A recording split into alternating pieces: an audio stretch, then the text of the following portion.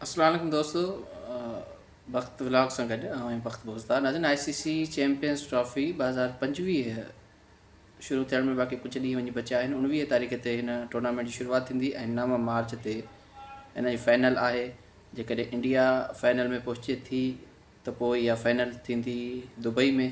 जेकॾहिं India final में नथी पहुचे ऐं 2 टीमूं ॿियूं पहुचनि थियूं त पोइ इहा टीम थींदी जेका फाइनल थींदी उहा थींदी लाहौर में।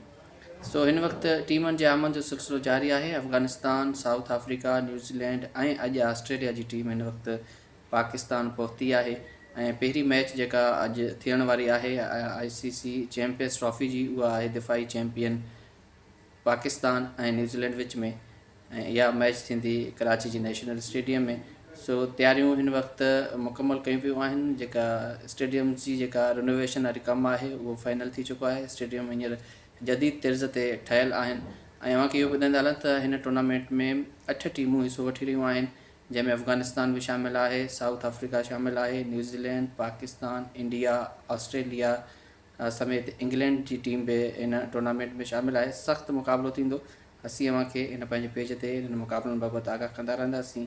ऐं हा, टिमुल्की सीरीज़ बि खेॾी वई हुई, जंहिंमें पाकिस्तान खे राउंड मैच में ऐं फाइनल मैच में न्यूज़ीलैंड हथां बदतरीन शिकस्त थी आहे। ऐं पाकिस्तान जी जेका पहिरीं मैच आहे उहा न्यूज़ीलैंड ख़िलाफ़ ई आहे।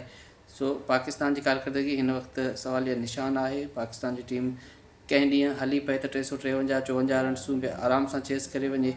जेकॾहिं पाकिस्तान जी बेड लक हुजे या रांदीगरनि जी हिक ॿिए पुठियां आउट थियण वारी जेका रवायत आहे उहा बरक़रार हुजे त पोइ समूरी टीम 240-42 रन्सुनि ते ढेर थी वञे थी। सो ही अहम टूर्नामेंट आहे। इन बाबति असीं कंदा रहंदासीं।